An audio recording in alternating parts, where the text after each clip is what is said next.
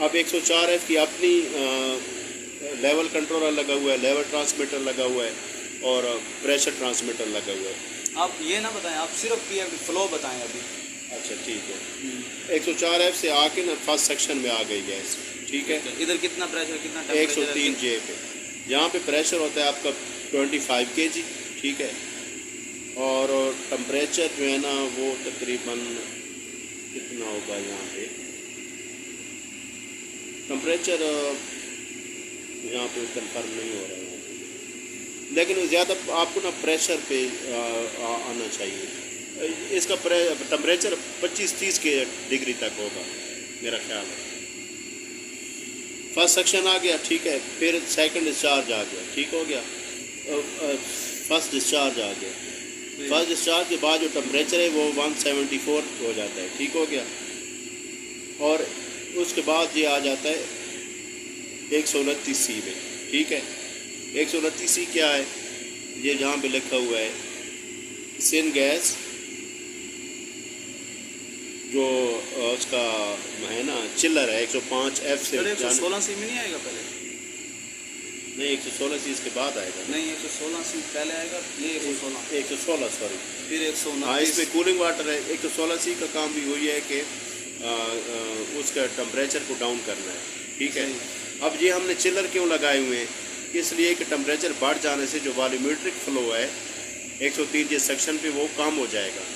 उसका टेम्परेचर हमने कम इसलिए करना है ताकि वॉल्यूमेट्रिक फ्लो बढ़े।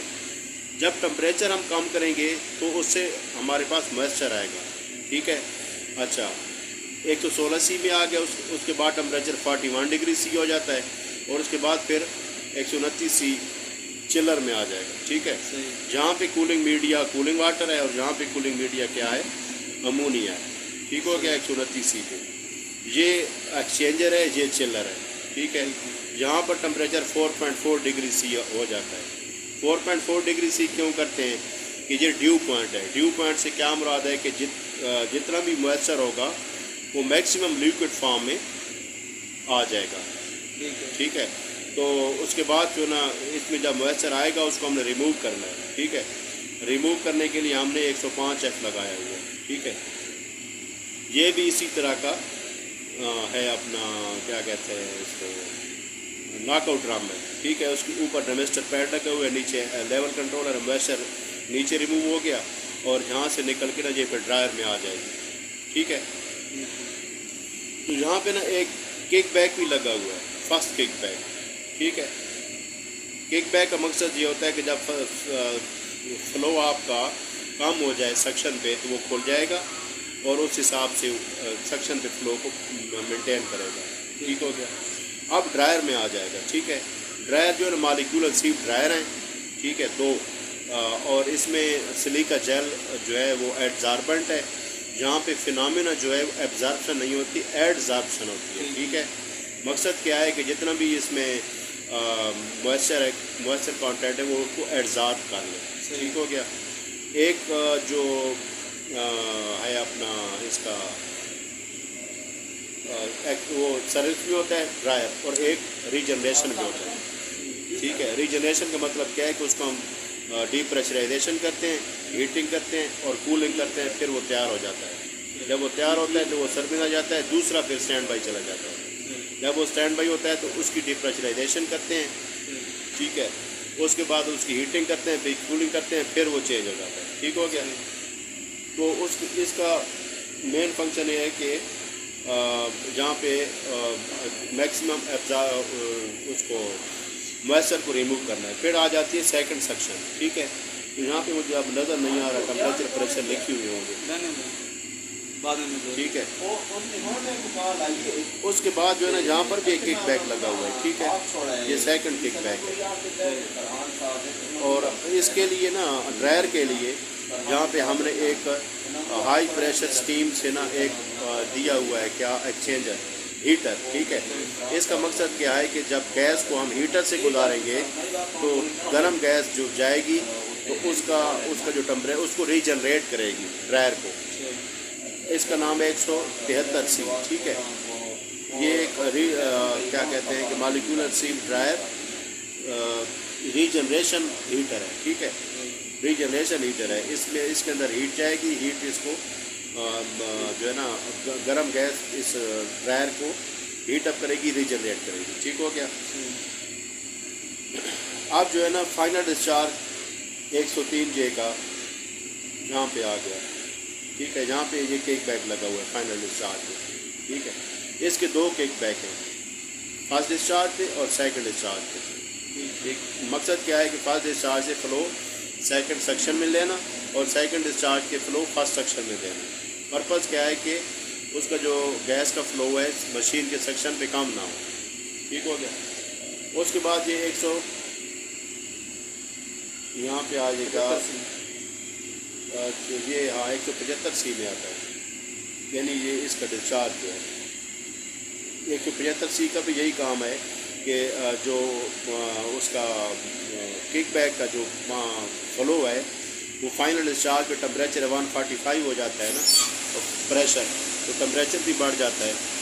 इसका जो टेम्परेचर है उसको कम करके इसमें देना, सक्शन में देना। ठीक हो गया। फिर आगे आ जाता है ये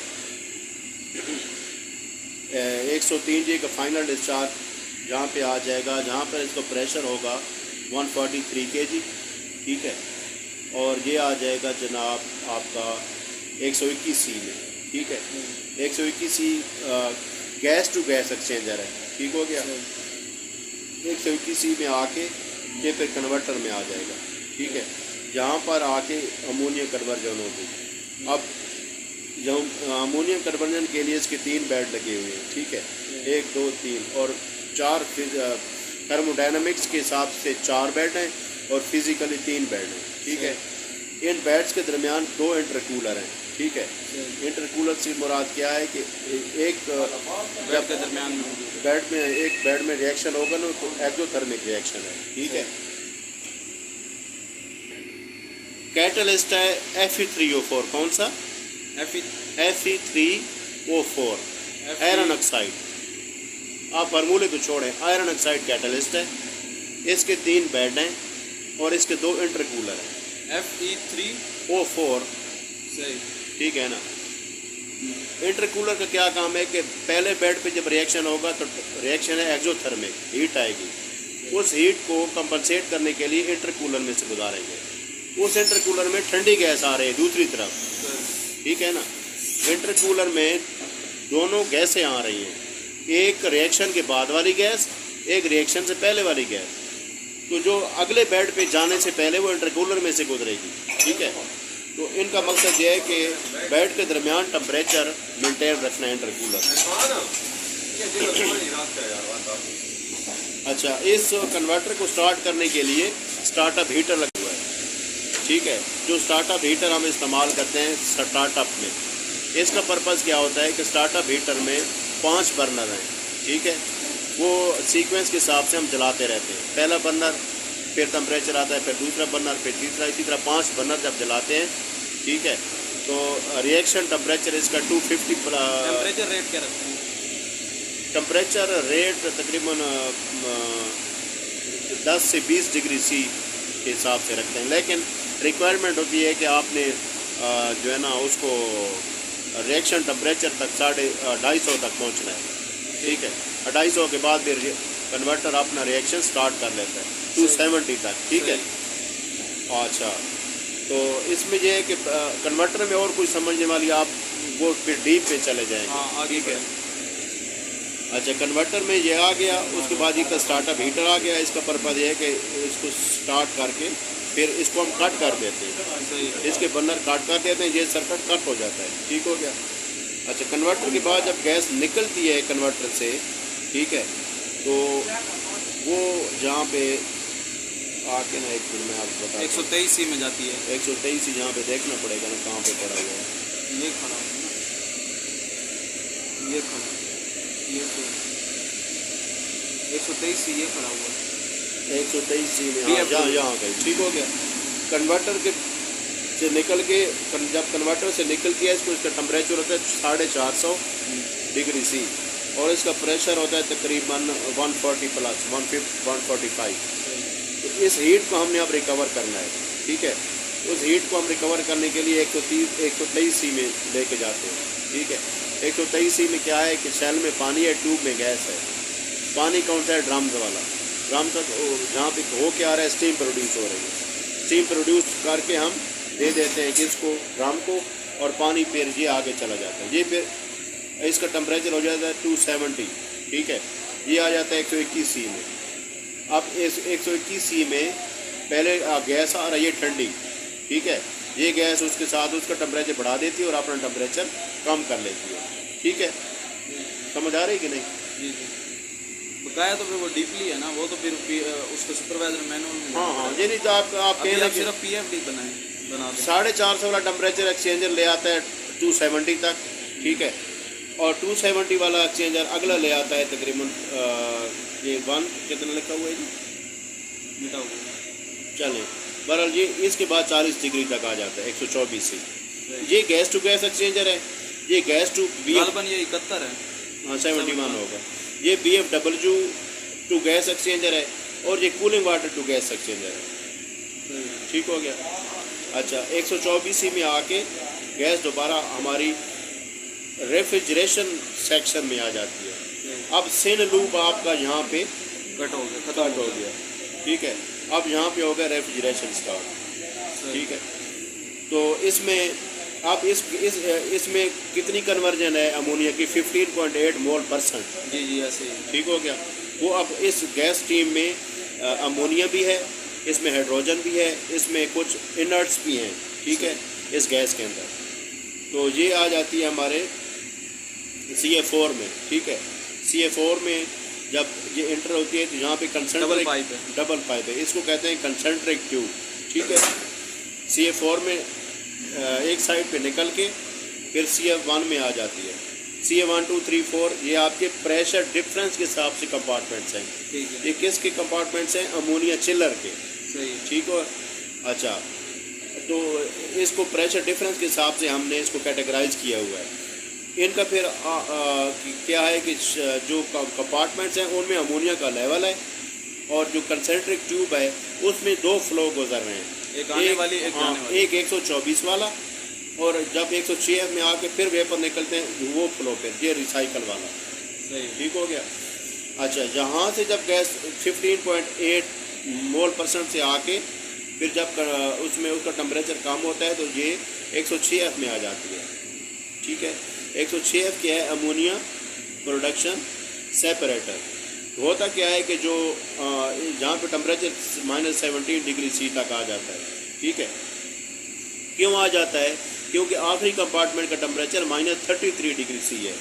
उससे जब ये गुजरती है गैस तो उसका अपना टेम्परेचर जो था 40 डिग्री C वो यहाँ पे -17 हो जाता है, ठीक हो गया। लिक्विड 106 में बैठ गया, ठीक है, और इसका प्रेशर 135 तक हो होता है, ठीक है। और इसके जो वेपर्स हैं, ठीक है, वो इस ट्यूब के दूसरी साइड पे निकल के, ठीक है, और ये दोबारा 103J रिसाइकल में शामिल हो जाते हैं, ठीक है, ठीक हो गया। अच्छा, इसको आगे फिर लेके जाएंगे, यहाँ पे 106 के बाद इसको लेट डाउन करते हैं। अब इसका हमने प्रेशर भी कम करना है, ठीक है। लेट डाउन वाल लगा हुआ है यहाँ पे, ठीक है, LV 1351 जो इसका प्रेशर 17 kg तक लेकर आ जाता है, ठीक है। अच्छा, 107F में, अब 107F में हमारे पास प्योर अमोनिया है। अब इसको हम मुख्तलिफ एरियाज में भेजते हैं, हॉट अमोनिया और कोल्ड अमोनिया, ठीक हो गया। तो ये जहाँ पे गैस लिक्विड अमोनिया निकल के 125J 124-25J के ज़रिए हॉट अमोनिया की तरफ चली गई, ठीक है। और एक लाइन हमारी जाएगी इस साइड पे 109F में नहीं, इसकी जाएगी 120C के लेवल जो LV 408 और इसकी लाइनें मिल के ऊपर जा रही है इंजेक्टर। ये देखें ना, ये देख रहे हैं आप, ये इधर आ रही है ना, ये 125J पे आ रही है ना, ठीक है। लेकिन जहाँ से उन्होंने ये 2 लाइन लगा के कंपार्टमेंट्स के लेवल में 1408A और B बार लगी हुई है। यहाँ पे कोई लिखा हुआ है कि नहीं है? हाँ हाँ, चारों में दिए हुए हैं पॉइंट। नहीं, 2 में, CF1 में और CF4 में, ये देखें ना, ये जो लेवल कंट्रोलर है ना वो सिर्फ 2 में दी हुई है, ठीक है। यहाँ पे वैसे वॉल लगे हुए हैं, ठीक शौकत है? आपका नाम है? नहीं, ठीक हो गया। तो 107F पे एक अमोनिया, हमारी अमोनिया आ गई LV 1408 A और B, इसके थ्रू 120C के लेवल पे, ठीक हो गया। और दूसरी अमोनिया हमारे आगे 125J और इसको हार्ट अमोनिया और 125J ये जहाँ से भी अमोनिया ले रहा है LV 1409 के ज़रिए CF4 से, सही है। ठीक हो गया। जी, आगे। अच्छा, अब हार्ट अमोनिया और कोल्ड अमोनिया का क्या चक्कर है? क्या कोल्ड अमोनिया पंप जो है वो है हमारा 124J, ठीक है। ये CF1 से फ्लो लेता है और ये किसको देता है? स्टोरेज को, जी, जी। ठीक हो गया। और हार्ट अमोनिया कहाँ से फ्लो ले रहा है? ये CF4 से ले रहा है, ठीक है। CF4 से जहाँ पे LV लगा हुआ है जिसको हम कहते हैं LV, ये 4 से नहीं 109 से ले रहा है। हाँ 109F से, सॉरी 109F से, ठीक है। 109F से लेके ये फिर जहाँ पे लेवल कंट्रोलर लगा हुआ होगा, देखें ना, जी है। लेवल कंट्रोलर, ये लगा हुआ है ना आगे, ये देखिए। हाँ ये वाला, ठीक है। तो इस हिसाब से ये फिर 125J को आ गया। हार्ट अमोनिया चली गई हमारी यूरिया को, और कोल्ड अमोनिया चली गई स्टोरेज टैंक। ठीक है। अब इसमें मेन यही है, इसमें आप देख लें। आगे फिर ये आगे थोड़ा सा रह गया रिकवरी। हाँ रिकवरी।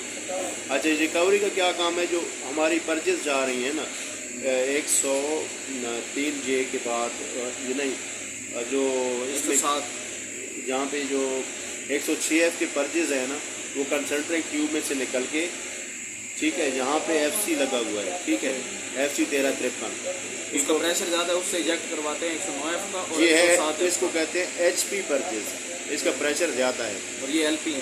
हाँ, और LP परचेज कौन सी है? 109F वाली, 109 और 107 वाली भी तो है। 107F वाली भी है, बिल्कुल। दोनों को इकट्ठे करके बॉटम से देते हैं, ऊपर से पानी शावर करते हैं। हाँ बिल्कुल, ठीक है। ये आगे बढ़े। तो रिकवरी का क्या है कि इसमें 2 वेसल हैं, एक अब्जॉर्बर है, एक रेक्टिफायर है। पर्पज़ क्या है कि हमने अमोनिया को रिकवर करना है, ठीक हो गया।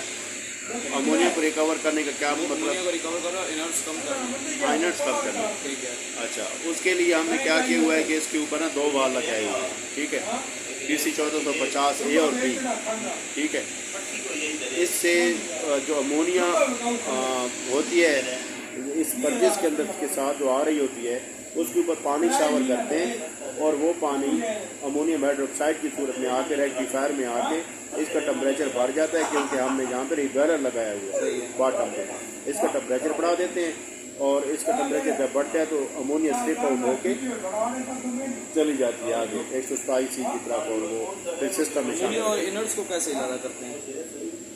अमोनिया हो गया, अमोनियम हाइड्रोक्साइड बन गया ना, अमोनिया आ गया, इनर जहाँ से दोबारा चले जाते हैं फ्यूल की तरह। DC 1450 A अमोनियल वाटर आगे वाले कॉलम में जाता है। अमोनियल वाटर आ जाता है स्टिपर में, अमोनिया हो गई खत्म, बच गए पीछे इनर्ट, उसमें आर्गन भी है, उसमें CH4 भी है, उसमें दूसरी गैसेस भी हैं। वो फिर एब्जॉर्बर पे हमारे पास फ्यूल में आ रही हैं, जिसको टेल गैस कहते हैं, ठीक है। वो 1450 A वाल के थ्रू आ रही है जो फर्नेस को आ रही है। 1 भी चलिए। ठीक है, क्लोज हो गया। ये आपको समझ आ रही है? मैं ऐसे बोल कर रहा हूँ।